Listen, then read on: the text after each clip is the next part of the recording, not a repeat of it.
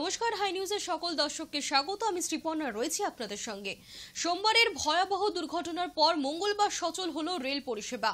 কাঞ্চনজঙ্ঘা এক্সপ্রেসে দুর্ঘটনার পর 24 ঘন্টা কেটে গিয়েছে। ট্রেন পরিষেবা স্বাভাবিক রাখতে সোমবার দুপুর থেকেই দুর্ঘটনাস্থলে কাজ শুরু করেছিলেন রেলের কর্মীরা।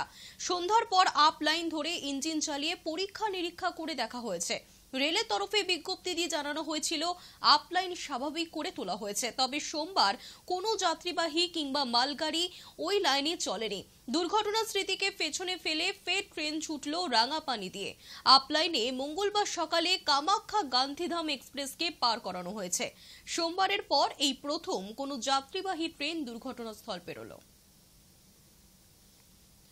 বিস্তারিত জানবো, আমার সঙ্গে রয়েছেন আমার সহকর্মী অভিষেক সিংহ।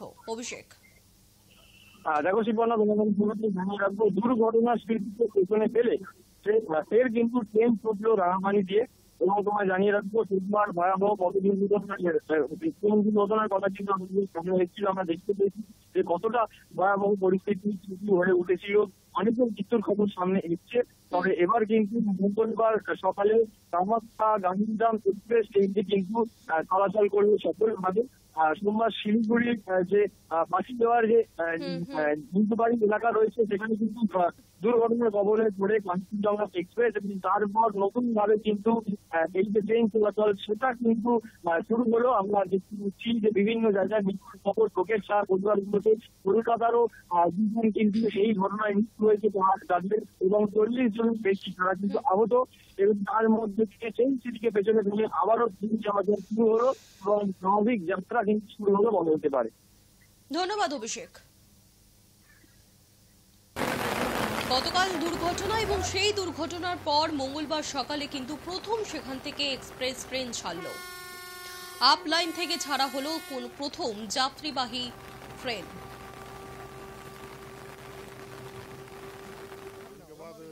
दुर्घटना हुई थी उसके बाद से लगातार रेल कर्मचारी काम कर रहे थे और बहुत मेहनत से उन्होंने जितने इन्फ्रिंजमेंट वगैरह था सबको हटाया।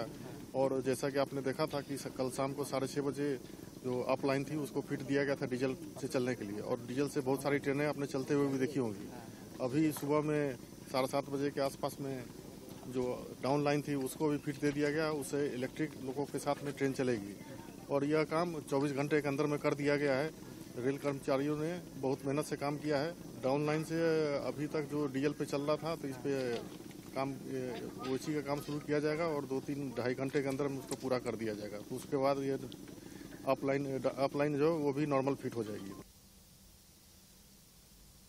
কি কারণে এমন দুর্ঘটনা, এই সিচুয়েশনটা নিয়ে প্রচুর প্রশ্ন সামনে এসেছিল এবং এই পরিস্থিতিতে দাঁড়িয়ে কাঞ্চনজঙ্ঘা এক্সপ্রেস দুর্ঘটনা তদন্তে এবার নামতে চলেছে রেল। আগামীকাল অর্থাৎ বুধবার থেকে শুরু হচ্ছে তদন্ত। বাজেয়াপ্ত করা হয়েছে লগবুক সহ বিভিন্ন নথি, জিজ্ঞাসাবাদ করা হবে কর্মীদেরকেও। কাঞ্চনজঙ্ঘা এক্সপ্রেস দুর্ঘটনা এবার তদন্ত শুরু। বুধবার থেকেই শুরু হচ্ছে রেলের তদন্ত। বাজেয়াপ্ত করা হয়েছে লগবুক সহ বিভিন্ন নথি, জিজ্ঞাসাবাদও করা হবে কর্মীদেরকে। জানবো বিস্তারিত, আমার সঙ্গে রয়েছেন আমার সহকর্মী সায়ন্তন ভট্টাচার্য। সায়ন্তন, দেখো ইতিমধ্যে কিন্তু রেলের তরফ থেকে যেটা জানানো হচ্ছে যে আগামীকাল থেকেই তারা তদন্তে নামবে, এবং ইতিমধ্যে যে লগবুক থেকে শুরু করে বিভিন্ন নথি তারা বাজেয়াপ্ত করবে। এবং রেলের তরফ থেকে কিন্তু যে তদন্ত করা হবে তাতে বেশ কিছু যে রেলের কর্মী তাদেরকেও জিজ্ঞাসাবাদ করা হবে, এমনটাই রেলের তরফ থেকে বলা হচ্ছে। অন্যদিকে এই যে দুর্ঘটনা ঘটেছে তার মধ্যে কিন্তু দেখা যাচ্ছে যে এই যে সিগন্যালিং অর্থাৎ অটোমেটিক যে সিগন্যাল ব্যবস্থা সেই ব্যবস্থা কাজ করছিল না। কিন্তু অন্যদিকে যে কন্ট্রোল রুম, সেই কন্ট্রোল রুমও কি ব্ল্যাক আউট ছিল, তার কারণ যে মালগাড়ি কোথায় যাচ্ছিল বা কোন পজিশনে সে রয়েছে, পাশাপাশি কাঞ্চনজঙ্ঘা এক্সপ্রেস সেটা কতদিন পৌঁছালো সেটার সম্পূর্ণ তথ্য কিন্তু কন্ট্রোল রুমে ছিল না, এমনটাই কিন্তু সূত্র মারফত খবর উঠে আসছে। যদি তাই হয়ে থাকে তাহলে কি এই ব্ল্যাক আউট অর্থাৎ কন্ট্রোল রুমে কিন্তু ব্ল্যাক আউট ছিল, এটা কিন্তু একটা বড় অভিযোগ। এবং রেলের তরফ থেকে বলা হচ্ছে যে মেমো যে জারি করা হয়েছিল সেই মেমোতে কিন্তু একেবারে রেলের নিয়ম অনুযায়ী মেমো জারি করা হয়েছে। 8:20 কাঞ্চনজঙ্ঘা এক্সপ্রেসকে যে মেমো দেওয়া হয়েছিল, তারপর 8:35 মালগাড়িকে দেওয়া হয়েছিল, কিন্তু সেই কাঞ্চনজঙ্ঘা এক্সপ্রেস কতদূর এগোলো সেটা দেখা হয়নি এমন অভিযোগ উঠছে। এবং যে মেমো নিয়ে মালগাড়ি যখন চলতে শুরু করলো সেই সময় সে মেমোর যে রুল বুকের যে গাইডলাইন রয়েছে রেলের, সেই গাইডলাইন না মেনেই গাড়ি চালিয়েছিল বলে রেলের তরফ থেকে প্রাথমিকভাবে অনুমান করা হচ্ছে। এবং যে ব্ল্যাক বক্স রয়েছে মালগাড়িতে, সেই ব্ল্যাক বক্স উদ্ধার করা হয়েছে এবং সেটাকে কিন্তু খতিয়ে দেখা হবে যে মালগাড়ি কত স্পিডে যাচ্ছিল এবং দুর্ঘটনার কারণটা কি সেটা কিন্তু খতিয়ে দেখা হবে। তবে আগামীকাল থেকে কিন্তু রেলের তরফ থেকে তদন্তে নামা হচ্ছে, সমস্ত নথি এবং পাশাপাশি যারা এই কাজের সঙ্গে যুক্ত তাদের প্রত্যেককে জিজ্ঞাসাবাদ করা হবে।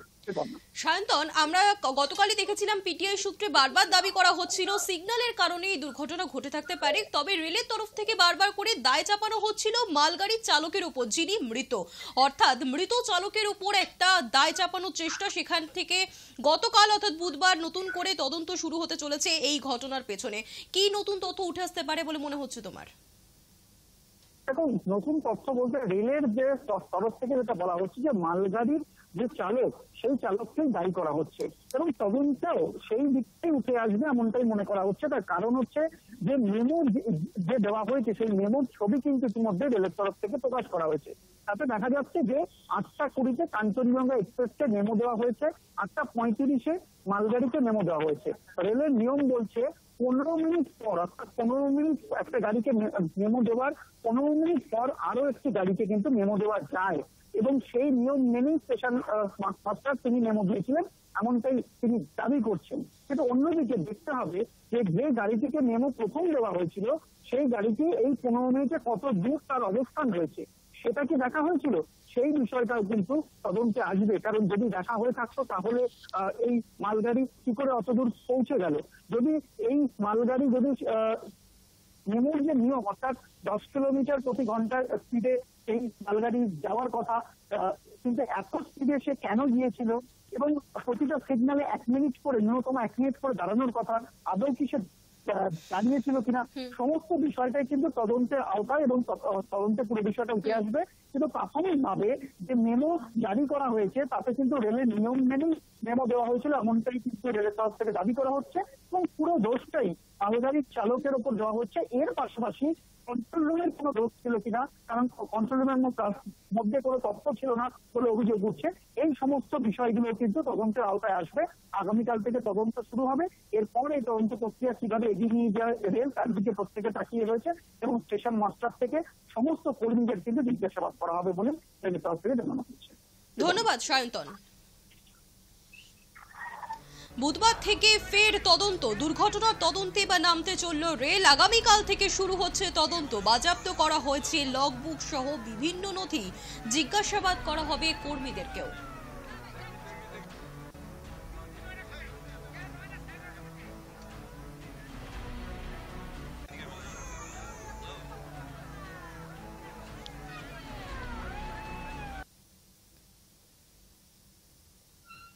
মর্মান্তিক ঘটনা, মেয়ের জন্মদিনে তড়িঘড়ি বাড়ি ফিরতে চেয়েছিলেন কলকাতার বালিগঞ্জের জামিল লেনের শুভজিৎ মালি। তৎকাল টিকিট কেটে উঠে পড়েছিলেন ট্রেনে, কিন্তু মেয়ের জন্মদিন আর পালন করা হলো না। এলো তার মৃত্যু সংবাদ। কাঞ্চনজঙ্ঘা এক্সপ্রেস দুর্ঘটনায় প্রাণ হারালেন 2 সন্তানের বাবা। মেয়ের জন্মদিনের আগেই বাবার মর্মান্তিক পরিণতি। গাড়ির ডেলিভারির কাজ করতেন শুভজিৎ। শুক্রবার শিলিগুড়িতে গিয়েছিলেন কাজের সূত্রেই। কয়েকদিন পরেই ফেরার কথা থাকলেও সোমবারই রওনা দিয়েছেন মেয়ের আবদার মেটাতে। আর সেই দুর্ভাগ্যই মেয়ের সঙ্গে দেখা করতে দিল না।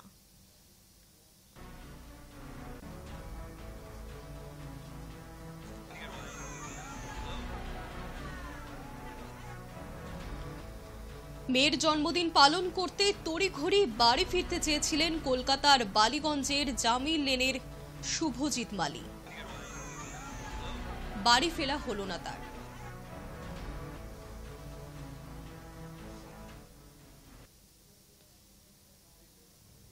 আমার সঙ্গে রয়েছেন আমার সহকর্মী অভিষেক সিংহ। অভিষেক, আমরা দেখছি যে এর আগেও যে দুর্ঘটনাগুলো ঘটেছে, প্রচুর মানুষ তাদের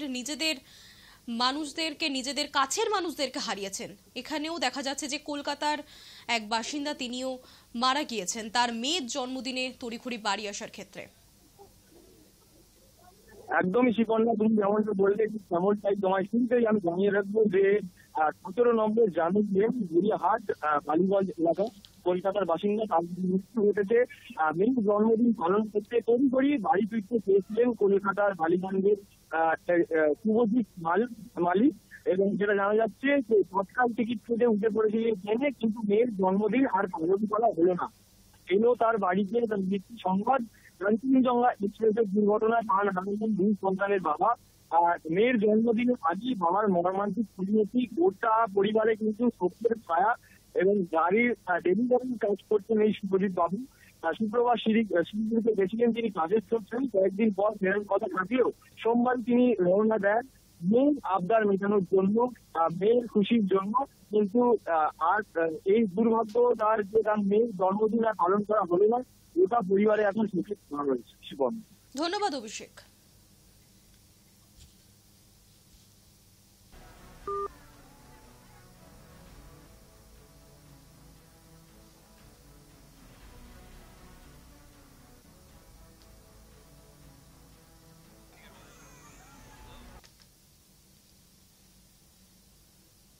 করমণ্ডল দুর্ঘটনার ক্ষত এখনো টাটকা, আর তার মধ্যে ফের রেল দুর্ঘটনার ছবি সামনে এলো। বারবার রেল দুর্ঘটনার কবলে প্রাণ হারাচ্ছেন আমজনতা, যার জেরে মোদী সরকারকেই কাঠগড়ায় তুলছে বিরোধীরা। গত বছরের 2রা জুন বালেশ্বরে দুর্ঘটনার কবলে পড়েছিল করমণ্ডল এক্সপ্রেস। 295 জনের প্রাণ গিয়েছিল। আবারও সেই জুন মাসেই দুর্ঘটনার কবলে পড়ল আরও একটি দূরপাল্লার ট্রেন। বারবার ট্রেন দুর্ঘটনার কবলে পড়ে প্রাণ হারাচ্ছেন সাধারণ মানুষ। কাঠগড়ায় মোদী প্রধানমন্ত্রিত্বাধীন সরকার। তবে শুধু এনডিএ সরকারের আমলেই নয়, ইউপিএ আমলেও একাধিক রেল দুর্ঘটনা নাড়িয়ে দিয়েছিল গোটা দেশকে। এক নজরে দেখে নেব গত প্রায় 40 বছরের বিপুল প্রাণহানির রেল দুর্ঘটনাগুলি। 1981 সালের 6 জুন বিহারে ট্রেন দুর্ঘটনায় 235 জনের মৃত্যু হয়। 1988 সালে কেরালার পেরুমানে দুর্ঘটনার কবলে পড়ে আয়ারল্যান্ড এক্সপ্রেস। ব্রিজ থেকে 10টি বগি জলে পড়ে যায়। সেই দুর্ঘটনায় 105 জন যাত্রীর মৃত্যু হয়। 1995 সালের 20 আগস্ট পুরুষোত্তম এক্সপ্রেসে কালিন্দী এক্সপ্রেসের ধাক্কা। সেই ট্রেন দুর্ঘটনায় 358 জনের মৃত্যু হয়। 1998 সালের 26 নভেম্বর পাঞ্জাবে গোল্ডেন টেম্পল মেলে ধাক্কা মারে জম্মু তাওয়াই এক্সপ্রেস। সেই ট্রেন দুর্ঘটনায় 212 জনের মৃত্যু হয়। 1999 সালে সিগন্যাল সমস্যার জেরে বদ অসম এক্সপ্রেসের ধাক্কা ব্রহ্মপুত্র মেলকে, আর সেই দুর্ঘটনায় 285 জনের মৃত্যু হয়। 2010 সালের 28 মে সরডিহায় নাশকতা, লাইনচ্যুত হয় জ্ঞানেশ্বরী এক্সপ্রেস। 170 জনের মৃত্যু হয়। 2014 সালের 26 মে মালগাড়ির সঙ্গে গোরখধাম এক্সপ্রেসের সংঘর্ষ। দুর্ঘটনাস্থল উত্তরপ্রদেশের সন্ত কবির নগর। 25 জনের মৃত্যু হয়। 2015 সালের 20 মার্চ লাইনচ্যুত হয় দেরাদুন বারাণসী জনতা এক্সপ্রেস। 30 জনের মৃত্যু হয়। 2016 সালের 20 নভেম্বর দুর্ঘটনাস্থল উত্তরপ্রদেশ, লাইনচ্যুত হয় ইন্দোর রাজেন্দ্রনগর এক্সপ্রেসের 14টি বগি। মৃত্যু হয় 152 জনের। 2017 সালের 21 জানুয়ারি অন্ধ্রপ্রদেশে হীরাখণ্ড এক্সপ্রেসের দুর্ঘটনা, 41 জনের মৃত্যু হয়। 2022 সালের 13 জানুয়ারি নিউ ময়নাগুড়ি ও নিউ দহমনি স্টেশনের মাঝে দুর্ঘটনা, লাইনচ্যুত বিকানের গুয়াহাটি এক্সপ্রেস। 9 জনের মৃত্যু হয়। 2023 সালের 2রা জুন দুর্ঘটনাস্থল বালেশ্বর, মালগাড়িতে ধাক্কা করমণ্ডল এক্সপ্রেসের। মৃত্যু হয় 296 জনের। ওই একই বছর 29 অক্টোবর অন্ধ্রপ্রদেশের বিশাখাপত্তনম পালসা প্যাসেঞ্জার ট্রেনের সঙ্গে সংঘর্ষ হয় বিশাখাপত্তনম রায়গড় প্যাসেঞ্জার ট্রেনের। মৃত্যু হয় 14 জনের। বিগত কয়েক বছর রেলের আলাদাভাবে কোনো বাজেট পেশ করা হয় না। ফলে কাঞ্চনজঙ্ঘা এক্সপ্রেসের দুর্ঘটনায় বর্তমান বিরোধীরা মোদী সরকারের নীতিকেই কাঠগড়ায় তুলছেন। Bureau report, high news network. কম্পিউটারে ভূতের গেম খেলার জেরে মৃত্যু পড়ুয়ার। নবম শ্রেণীর ছাত্র সাগ্নিক নস্কর ঝুলন্ত দেহ উদ্ধার। ঘরের দরজা ভেঙে উদ্ধার করা হয়েছে দেহ। বারুইপুরের দত্তপাড়ার 5 নম্বর ওয়ার্ডের ঘটনা। সাগ্নিকের বাবা বিদ্যুৎ নস্কর বারুইপুর আদালতের আইনজীবী, মা মামনি নস্কর স্কুল শিক্ষিকা। বিদ্যুৎ নস্করের কথায় ছেলে সবসময় মোবাইল এবং কম্পিউটারের গেমে আসক্ত থাকত। গেম খেলার জেরেই ছেলের এমন পরিণতি কেউই আশা করতে পারেনি।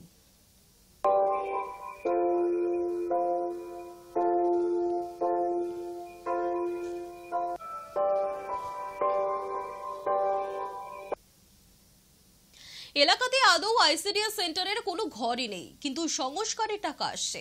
দুর্নীতির অভিযোগে বিক্ষোভ এলাকাবাসীদের। রাজ্যের বিভিন্ন প্রান্তে বিভিন্ন দফতরে যখন দুর্নীতির অভিযোগ উঠছে, সেই পরিস্থিতিতে এবার আরেক দুর্নীতির অভিযোগ সামনে আসছে। দক্ষিণ 24 পরগনা জেলার গঙ্গাসাগর ব্লকের কৃষ্ণনগর পয়লা ঘেরি এলাকায় 318 নম্বর আইসিডিএস সেন্টারের নাম খাতায় কলমে থাকলেও দীর্ঘ 6 থেকে 7 বছর ধরে আইসিডিএস সেন্টার চলছে অন্য কারোর বাড়িতে। প্রকৃত আইসিডিএস সেন্টার তৈরির দাবিতেই বিক্ষোভ এলাকাবাসীদের। অভিযোগ উঠছে 318 নম্বর আইসিডিএস সেন্টারে 2018 সালে কাজ শুরু হয়েছে, তবে কেবলমাত্র নিচের গ্রাউন্ড ফ্লোর তৈরি হয়েছে। অনিবার্য কারণবশত বন্ধ হয়ে গিয়েছে পরবর্তী কাজ। এরপর কয়েক বছর কেটে গেলেও এখনো পর্যন্ত আইসিডিএস সেন্টার তৈরি হয়নি। এদিকে আইসিডিএস সেন্টারের রং করার টাকা, সংস্কারের টাকা আসছে। এলাকাবাসীর দাবি, যদি আইসিডিএস সেন্টারই তৈরি না হয় তাহলে কিভাবে এই সেন্টারের জন্য বরাদ্দ টাকাগুলো আসছে। আর এই বিষয়ে সুন্দরবন উন্নয়ন মন্ত্রী বঙ্কিমচন্দ্র হাজরা এই বিষয়ে খোঁজ নেবার আশ্বাস দিয়েছেন।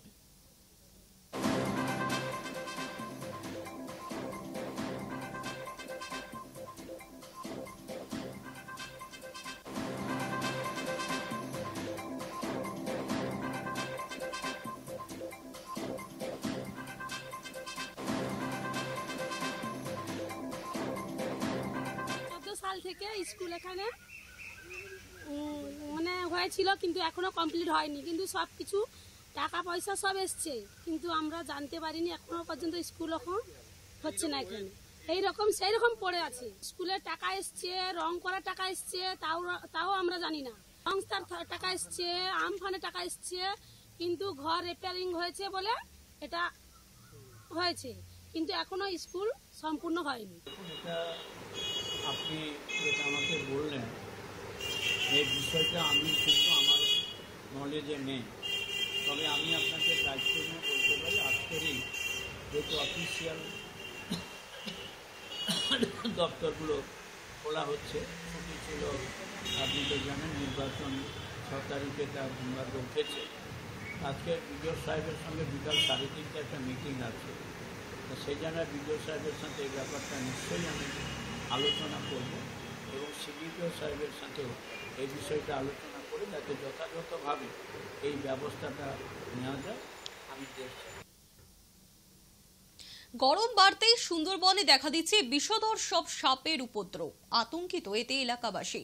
টানা 2-3 মাস ধরে প্রচন্ড গরমে সুন্দরবন লাগোয়া বিভিন্ন অঞ্চলে বেড়েছে বিষাক্ত সাপের উপদ্রব।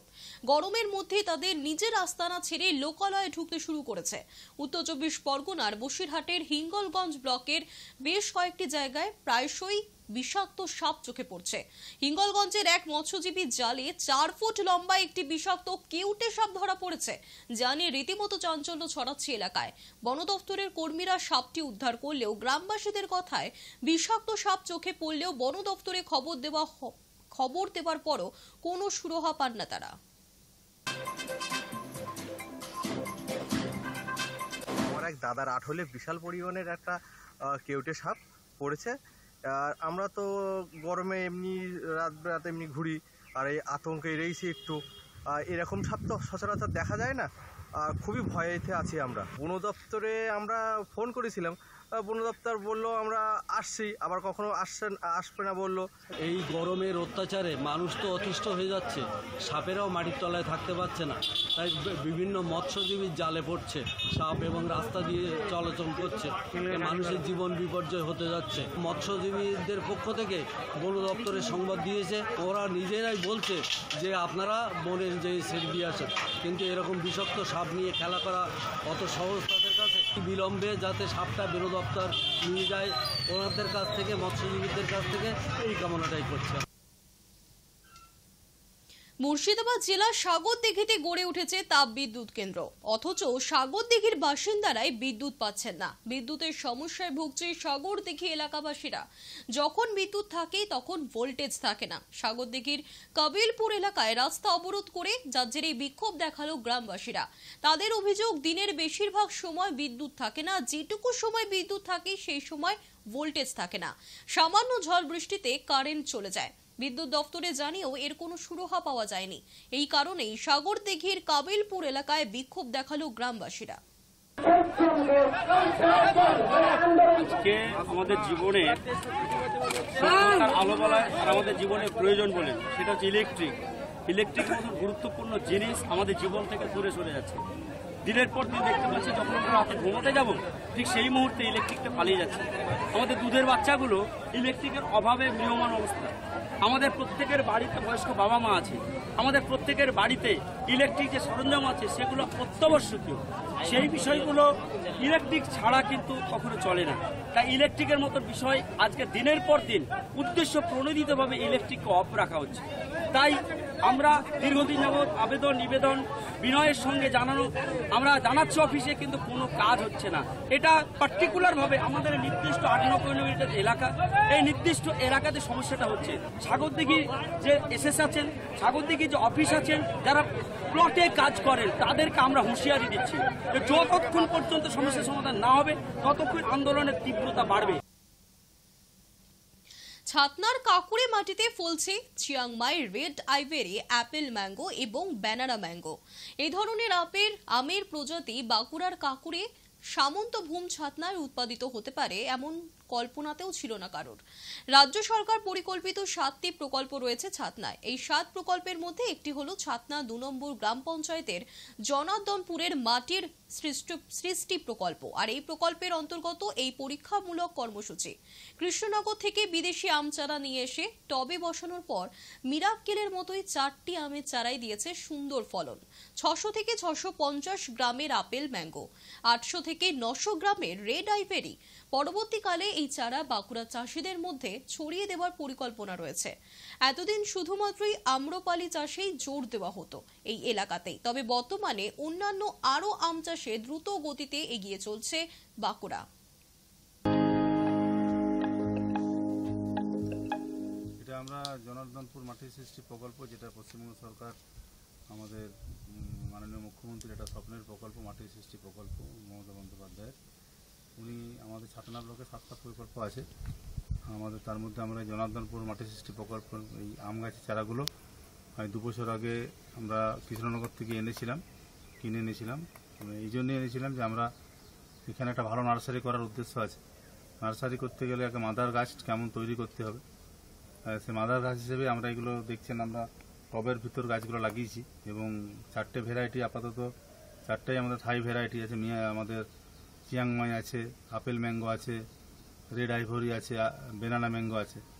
এগুলো আমরা এই বছর ফলন হয়েছে এবং দেখছেন দারুণ আম হয়েছে, মানে ফলনও প্রচুর হয়েছে, আমের সাইজ মারাত্মক হয়েছে। আপেল ম্যাঙ্গো তো 600-700 ওজন, রেড আইভরিরও এরকম 800-900 করে সব ওজন হয়েছে আমগুলোর। এটা আগামী দিনে আমরা এখানে এই গাছ থেকে সার নিয়ে চারা তৈরি করব এবং সেটা যাতে আরও এখানকার মানুষ এটাকে ভালো করে চাষটা করতে পারে সেই চেষ্টা করব।